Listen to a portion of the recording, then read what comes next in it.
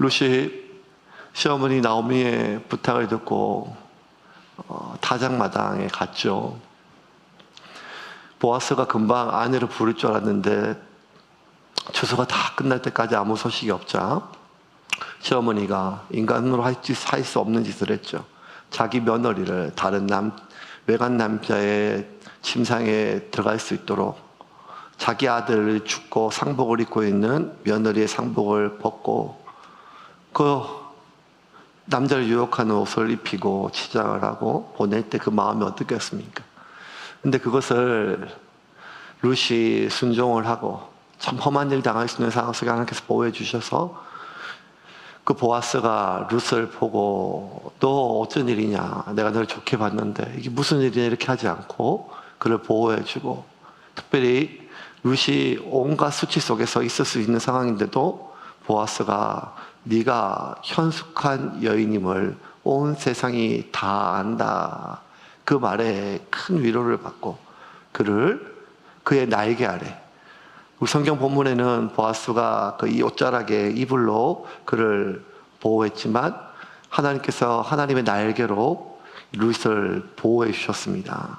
참 험한 일 당할 수 있는 실제적인 위험으로부터 또 보호해 주고, 또 하나는 그 성읍에 있는 동네에 있는 모든 사람들로부터 참 행실이 안 좋은 남자를 유혹하는 그런 여인으로 수치를 당할 수 있는 그 모든 수치를 보아스가 그의 날개 옷자락으로 잘 덮어주어서 그날 룻이 잘 보호를 받았습니다.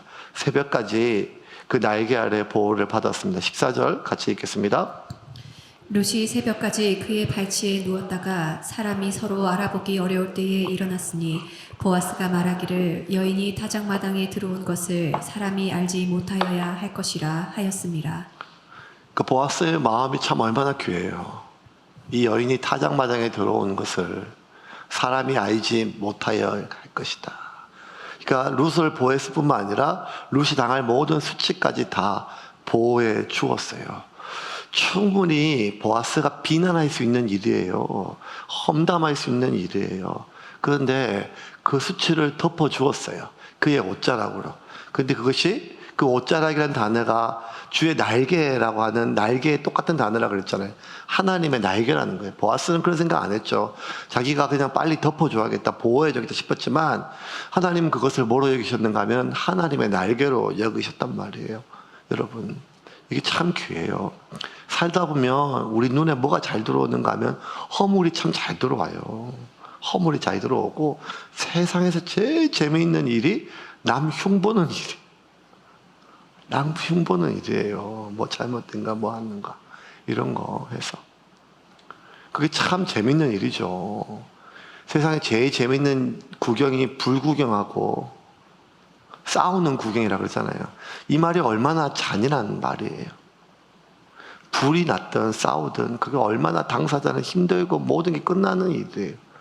그런데 우크라이나의 전쟁이 나든 아니면 지금 팔레스틴의 전쟁이 나든 세상에서 제일 기자들이 신나게 막 기자를 만들고 영상을 올리고 하는 것은 사람을 죽이고 싸우고 하는 이런 일들 아니겠어요? 이런 일들을 사실 뭐 가슴 아파하는 사람도 많지만 또 상당수의 사람들은 그냥 구경거리로 여긴단 말이에요.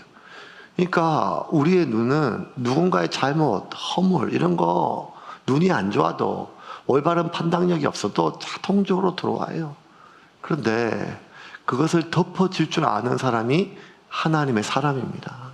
하나님의 사람. 하나님의 사람. 하나님의 사람은 어떤 사람인가 하면 말씀의 기준으로 봤을 때 그 사람의 죄를 정확하게 구별할 수 있는 사람이 아니라 그들의 수치를 덮어주는 사람. 덮어주는 사람.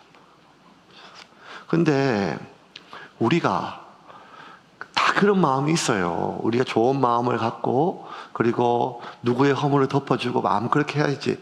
그런데도 불구하고 실제로 일상의 삶 가운데 나도 모르게 누군가 얘기가 들어가면 그런 허물의 기가 솔깃하고 또 그 허물에 사람들 입에 오르내리는 사람이 평소 내가 봤을 때 좀 불편한 사람이면 나도 그냥 내 입을 더럽히진 않지만 그냥 동의하거나 같이 웃거나 보태기가 참 쉬워요.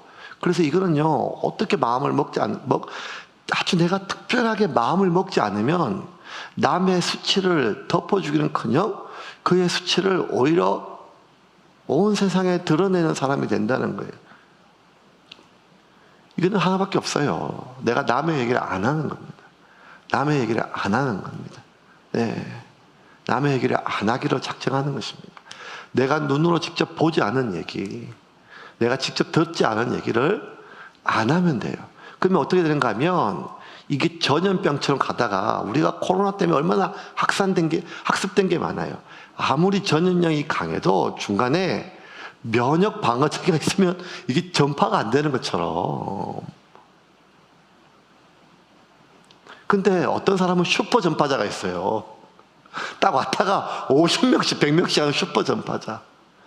그러니까 우리가 그런 사람이 될 수는 없다는 거예요. 그래요.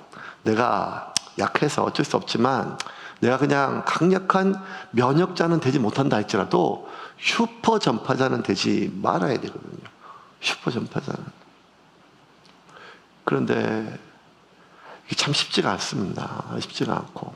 그래서 마음을 다시 한번 먹을 때 하나님, 내가 수치를, 허물을 덮어줄 수 있는 사람이 될 수 있기를 우리 기도합시다, 오늘. 그리하여 수많은 많은 감염들이 생길 수 있는데 그것들이 덮이는 그러한 교회가 하나님이 세워가는 교회가 아니겠습니까? 그렇게 보아스가 밤새 그를 덮어 주었어요. 그리고 이제 보아스가 루스에게 얘기를 해요. 내가 네 얘기를 다 들었다. 다 보호해주고 내가 너를 아내로 삼을게. 그런데 내가 나보다 너희 남편에게 더 가까운 친족이 있다. 법대로 해야 된다. 더 가까운 사람이 기업을 물러야 되는데 너를 아내로 삼아야 되는데 그가 너를 아내로 삼지 않겠다고 얘기를 하면 그 다음에 내가 너를 아내로 삼겠다. 절차대로 하나님의 법도대로 그렇게 너를 정식으로 내가 모든 과정을 밟아서 나의 아내로 삼겠다. 그러니 이제 돌아가라 하면서 뭐라고 얘기하는가 하면 그를 빈손으로 보내지 않고 또 보리를 그의 옷자락에 쥐어줘요. 15절 같이 읽겠습니다. 보아스가 이르되 내 겉옷을 가져다가 그것을 펴서 잡으라 하매 그것을 펴서 잡으니 보리를 6번 되어 룻에게 지워주고 성읍으로 들어가니라. 그 겉옷이 어떤 옷인가 하면 남자를 유혹하는 옷이잖아요. 룻이 상복을 벗고 변변치 않지만 가장 유혹하기 좋은 옷을 가져온 거예요. 어쩌면 죄악의 옷일 수 있고 수치의 옷일 수 있으며 자신의 허물을 증명하는 옷이에요. 근데 그 옷에다가 보아스가 보리를 다시 담아주어요. 왜? 보아스는 이제 룻을 아내로 삼을 거예요. 아내로 삼으면 이제 밥 먹고 굶고 이런 차원의 문제가 아니에요. 보아스는 이 동네 가장 큰 부자니까. 그런데도 이 보리를 한 줌이 아니라 그렇게 여러 개 담아주는 것은 하나, 빈손으로 돌려보내지 않기 위해서요. 빈손으로. 그날 밤 잠을 못 잔 것은 룻뿐만 아니라 나오미 아니겠어요? 여러분, 며느리를 그렇게 보내놓고 나오미가 어떤 생각이 들었겠어요? 그날 밤 수많은 생각이 교차가 안 되겠어요. 내가 괜히 보냈다. 무슨 일이 벌어나면 어떻게 될까? 내가 아직 조급증을 못 이겨서 하나님이 다 알아서 할 건데 내가 조급증을 못 이겨서 결국 내가 또 일을 치르는구나. 뭔가 보아스를 만났을까? 보아스가 룻을 또 어떻게 봤을까? 오만 생각 때문에 잠도 못 자고 그날 밤을 뜬 눈으로 보냈겠죠. 그런데 새벽녘에 룻이 집에 들어왔어요. 들어오는 룻을 붙잡고 제일 먼저 나오미가 물어봐요. 보아스를 만났느냐? 어떻게 됐느냐? 그러자 룻이 하나씩 다 얘기를 해줍니다. 16절 같이 읽겠습니다. 룻이 시어머니에게 가니 그가 이르되 내 딸아 어떻게 되었느냐 하니 룻이 그 사람이 자기에게 행한 것을 다 알리고. 자, 룻이 그 사람이 자기 행한 일 다 알렸어요. 다 많죠. 자기를 그렇게 내칠 수 있는데 자기를 알아보고 자취증을 물어보고 왜 그랬냐 묻고 자기를 밤이 새도록 보호해 준 거예요. 다른 사람에게 육체를 보호하고 그의 마음을 보호하고 그의 인격을, 존엄을 보호해 줬어요. 그리고 밤이 새도록 그를 보호했을 뿐만 아니라 아무에게도 보이지 않도록 빨리 갈 수 있도록 열어줬어요. 그리고 다 얘기해 줬어요. 내가 너를 아내로 삼겠다. 하지만 이런 절차가 있으니까, 이런 절차가 있으니 바로 내가 너를 아내로 부르지 않아도 불안해하지 말고 내가 반드시 너를 아내로 삼을 건데 나 말고 더 법적으로 가까운 사람의 의중을 내가 다 물어보겠다. 그래서 절차들을 이렇게 하겠다.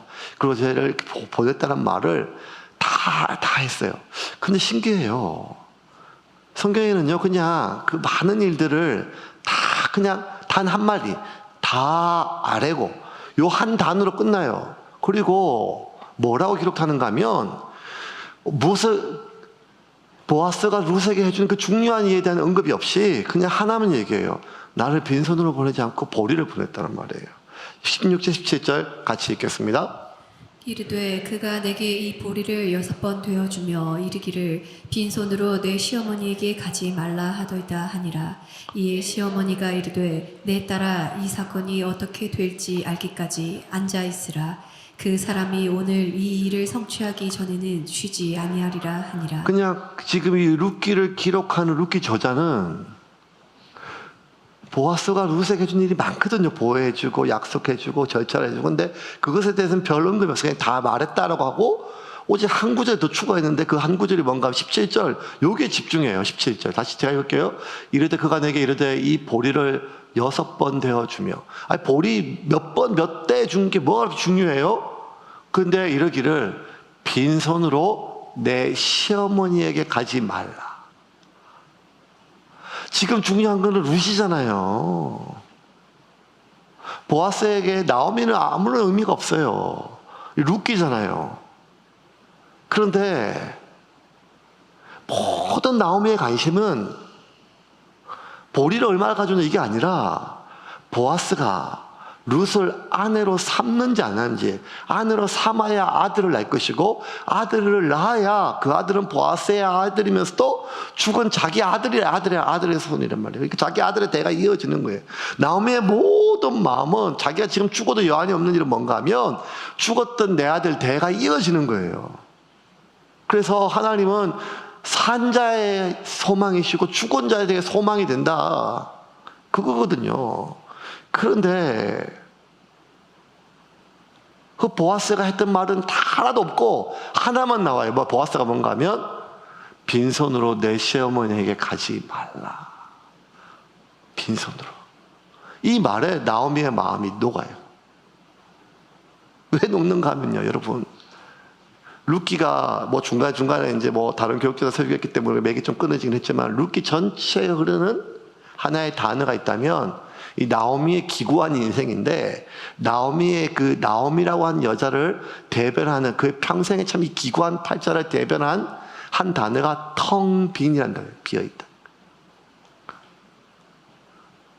남편 잃고 자식 둘 잃고 다 잃고 뭐 이런 모든 것에 이 아랍권에 있는 사람들의 여인들이 남편이 죽었을 때 하는 특유의 비명이 있어요. 막 소리 지르는 비명들이 있어요. 지금 뉴스에 보면 많이 나오는 것처럼 절규하는 비명이 있어요. 막. 그런 남편이나 자식을 잃고 했을 때 그 아무런 어떤 격정적인 감정이나 슬픔이나 분노나 이런 것들이 하나도 기록되지 않아요. 단지 담담하게 죽었더라 이렇게 되어 있는데 나오미가 그의 인생에 그의 하루아침에 남편을 잃고 또 두 아들을 잃고 하는 그 인생의 슬픔에 모든 걸 잃어버렸을 그 슬픔에 오직 한 단어 나오미가 그냥 텅 빈 눈빛이에요. 텅 빈 눈빛. 그 모든 맥을 삶에 대한 맥을 놓아버려요. 삶을 놓아버리면 텅 빈 눈빛. 그 나오미의 삶을 그냥 하나밖에 없어요. 텅 빈어요. 빈손이에요. 빈손. 지금 그에게 남은 게 하나도 없어요. 남은 것도. 지금 돈을 얘기하거나 뭐 다른 걸 얘기하는 게 아니라 결국 한 여인의 정체성은 자기가 사랑하는 남편, 자기가 사랑하는 자식이잖아요. 아무것도 남지 않았죠. 어떻게 살 수 있어요? 그러면 어떤 마음이 드는가 하면 하나님이 다 가져가셨다는 거예요. 하나님 다 가져가셨다는 거예요. 하나님이 이렇게까지 하셔야겠습니까? 하나님 다 가져가셨다는 거예요. 이게 나오미의 고백이거든요. 그래서 나오미가 베들레헴 돌아올 때도 하나님께 찬양한 게 아니라 뭐라 했는가 하면 베들레헴 돌아올 때도 베들레헴에 비가 왔고 농사가 잘 되었다고 먹을 게 있다는 소식을 듣자마자 하나님이 당신의 백성을 돌보신다 이렇게 고백했지만 베들레헴 돌아와서 그가 고백했던 첫 번째 노래가 뭐였는가 하면 1장 12절 말씀, 1장 21절 말씀 같이 읽겠습니다. 내가 풍족하게 나갔더니 여호와께서 내게 비어 돌아오게 하셨느니라. 여호와께서 나를 징벌하셨고 전능자가 나를 괴롭게 하셨거늘 너희가 어찌 나를 나옴이라 부르느냐 하니라. 나를 징벌하시고 나를 괴롭게 했어요. 하나님 나를 징벌하시고 벌 주시고 천벌 주시고 나를 괴롭게 하셨어요. 그런데 그것에 대한 증거가 뭔가 하면 내게 비어 텅 비게 들어오더라. 빈손으로. 아무것도 빈손. 하나님마저 나를 빈손으로 만들었다는 거지. 아무것도. 살 이유도, 살 힘도, 살아갈 그 모든 것을 아무것도 남기지 않은 채 빈손으로 도결오겠다는 거예요. 이게 나오미가 하나님에 대한 양가 감정이에요. 우리도 그럴 수 있어요. 우리가 하나님 믿거든요. 근데 어떨 때 너무 고마운 게 하나님 감사합니다 이런 죄를 또 어떨 때는요 하나님이 너무 원망스러울 때가 있어요. 하나님 꼭 이렇게까지 하셔야 됩니까? 꼭 그렇게까지 하셔야 되겠습니까? 그 하나님에 대한 양가 감정이 있어요. 감사와 원망, 은혜와 그 서운함, 뭐 이런 양가 감정. 이게 지금 그 하나님에 대한 나오미의 가장 섭섭한 마음이에요. 아픈 마음이에요. 내 인생을 텅 비게 나를 결국 이렇게 빈손으로 만들었다는 거예요. 이게 나오미가 그러면 지금 나오미가 할 수 있는 유일한 삶의 이유 하나가 뭔가 하면 죽었던 내 아들의 이름이 이어지는 거예요. 그거 하나 보고 지금 버티고 있는데 보아스를 통해서 어쩌면 나오미가 가장 초조하고 불안했을 그 밤 나오미의 그 룻의 입을 통해서 나오는 말이 결혼한답니다. 이렇게 해서 저를 지켜줬습니다. 이렇게 해서 저를 절차대로 할 것입니다. 날도 있지만 그 뒤에 나오미에게 네 시어머니에게 빈손으로 가지 마라. 그 말에 나오미가 마음이 터졌어요. 왜? 그게 하나님 말처럼 여겨지는 거예요. 하나님 말처럼. 나오미는 하나님이 나를 다 가져가신 분이에요. 다 가져가신 분이에요. 그래야 직성이 풀리는 분이세요. 그 뜻이 뭔지는 모르겠지만 결국 그렇게 했어요. 결과적으로. 그런데 하나님이 뭔가 하면 빈손으로 결국 하나님이 내 인생을 빈손으로 만들지 않으신다구나. 이게 말로 다할 수 없는 큰 위로가 됐죠. 그래서 나오미가 이 위로에 그 위로가 확신으로 바뀌었어요. 어떤 확신인가 하면 하나님이 내 아들의 이름을 이어주겠다는 거예요. 죽었 내 아들 아무것도 남긴 것이 없이 그냥 끝났던 내 아들이 이어지겠다고 하는 확신. 그 확신이 없었어요. 그래서 불안하니까 며느리를 그 꼴을 해서 보냈잖아요. 근데 이제는 확신이 있어요. 하나님이 반드시 하겠다. 18절 같이 읽겠습니다. 18절입니다. 이에 시어머니가 이르되 내 딸아 이 사건이 어떻게 될지 알기까지 앉아있으라. 그 사람이 오늘 이 일을 성취하기 전에는 쉬지 아니하리라 하니라. 자, 메시지 버전으로 보면 좀 더 쉬워요. 18절 메시지 버전을 한번 볼까요? 같이 읽겠습니다. 나오미가 말했다. 내 사랑하는 딸아 이제 이 일의 결과가 드러날 때까지 편히 앉아서 쉬어라. 그는 빈말을 할 사람이 아니다. 내 말을 잘 들어라. 그가 오늘 중으로 모든 일을 매듭지을 것이다. 룻기 처음으로 한 번 단어가 나요. 뭔가 편히 쉰다. 편히 쉰다. 보아스가 그럴 사람이 아니다. 반드시 하다 들리지만 이거는 나오미가 이 일에 개입하시는 하나님에 대한 확신이에요. 하나님이 나를 빈손으로 내보내지 않으셨다는 거예요. 하나님이 나를 빈손으로 여기까지 오게 하지 않았다는 거예요. 그리고 룻에게 들려졌던 네 시어머니에게 빈손으로 가지 말라 하는 그 말이 지금까지 그의 인생에 있었던 그 모든 슬픔과 아픔을 위로하는, 하나님이 나를 결단코 빈손으로 살게 하지 않겠다는 하나님의 함께 하심에 대한 확신이 드니까 이제 비로소 나오미가 며느리한테 뭐라 한가 하면 너는 편히 가만히 쉬어라는 거예요. 아니 얼마나 상반된 일이에요. 하룻밤이 아니라 겨우 반나절 전만 해도 가기 싫은 며느리를 옷을 벗기고 상복을 벗기고 목욕을 시키고 단장을 시켜서 외간 남자에 보내면서 뜬 눈으로 보냈던 그 불안했던 그 나오미가 이제 완전히 바뀐 거예요. 편히 쉬어라. 가만히 있어라. 왜? 하나님이 반드시 이 일을 행하리라. 왜? 자기 손에 쥐어진 것은 보리쌀 얼마 안 되지만 그 얼마 안 되는 몇 달 안 되는 보리쌀이 하나님이 내 손을 붙잡고 있는 확신으로 다가왔기 때문입니다. 말씀 정리하겠습니다. 목도 아프고.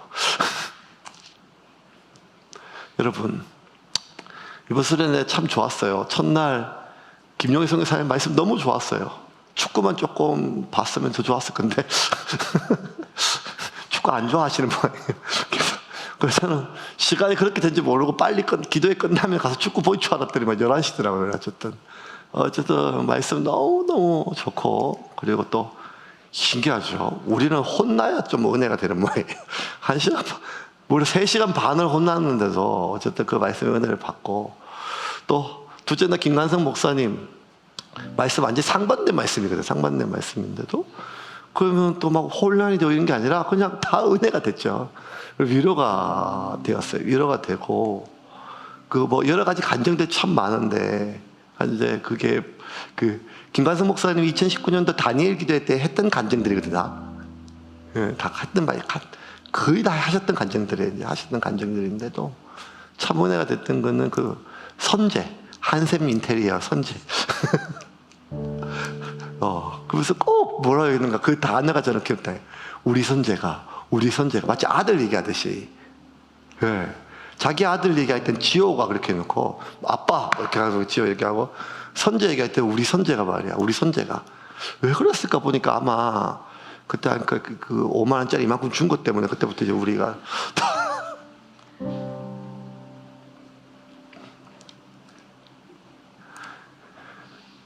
그 말에 그 선재의 삶을 우리가 알잖아요. 그러니까 우리가 모르죠. 근데 그 얘기 들었을 때 진짜 그 1시간 반씩 2시간씩 걸어가지고 집에 오고 뭐 이 얘기 들었을 때 우리 자식 같으면 얼마나 피눈물 나는 이야기예요. 얼마나 피눈물 나. 얘도 지금 최선을 다하고 지가 우울증 걸려서 죽을 뻔하는데 죽을까 말까 하는데 어떻게 살려고 하는데 그걸 매일매일 그렇게 했을 때 더 이상 안 될 때 목사님이 그 돈 주셨을 때 그 돈이 귀하겠죠. 그리고 뭐 그 돈 자체가 얼마나 귀하겠어요. 그런데 그것보다 더 귀한 게 뭔가 하면 하나님이 나를 버리지 않았다는 그 마음 아니겠어요? 하나님. 엘리야가 까마귀가 음식 들고 왔을 때, 입에 물고 왔을 때 고기 먹어가지고 고기 먹었다 이게 좋은 게 아니라 하나님이 저 미물을 통해서라도 나를 먹이시는 게 그게 얼마나 귀하겠어요. 까마귀 통해가지고 내가 오늘 고기 먹었다, 떡 먹었다, 이것보다 더 중요한 게 하나님이 저 미물을 통해서라도 나를 먹이시려는구나. 하나님, 이 땅에 하나님을 섬기는 사람, 나 같은 사람 하나도 남지 않았으면 나뿐입니다. 나 죽으려고 합니다. 이렇게 했을 때 나 혼자 남은 줄 알고 죽여달라고 했던 그 엘리야에게 아니구나. 하나님이 이렇게라도 죽어버리려고 나를 저 미물의 입을 통해서 나를 먹이셔가지고 살리시려고 하는 그것을 통해서 매일 먹을 때마다 그 까마귀의 입에 빈 입이 아니라 무언가 들려있을 때 자기를 먹이시고 살리시고 어떻게든지 세우시려고 하는 그 하나님의 은혜가 감동이 아니겠습니까? 그날 밤 룻이 들고 온 것은 빈손이 아니라 볼이었죠. 근데 보리보다 더 큰 것은 하나님이 우리의 손을 붙잡고 계신다는 확신입니다. 이 확신이 들면 우리가 포기하지 않을 수 있습니다. 바울이 발라디아에 보내는 교인들에게 보낸 편지 속에 너희가 선을 행하되 낙심하지 말지니 피곤하지 않으면, 포기하지 않으면 때가 이르매 반드시 이루리라 약속해 주셨습니다. 아무것도 남은 것이 없는 것처럼 느껴져요. 결국 그 사람도 가고 이것도 다 끝나고 피부치조차 나를 그렇게 여기는데, 평생 살았던 사람조차, 평생 알았던 관계조차 나를 여기는데 결국 내게 무슨 소망이 있냐, 아무것도 없다라고 허무하게 느껴지는 것이 우리의 삶처럼 느껴져도, 여러분, 하나님은 우리의 손을 잡고 계심을 믿으시기를 바랍니다. 결단코 우리를 빈손으로 보내지 않으십니다. 우리가 예배드리러 올 때, 우리가 기도하러 올 때, 하나님께 나올 때, 우리가 갈 때는 헛헛한 마음으로 갈 때, 우리 손에 아무것도 보이지 않는다 할지라도 하나님은 단 한 번도 우리의 손에 빈손으로 보내신 적이 없습니다.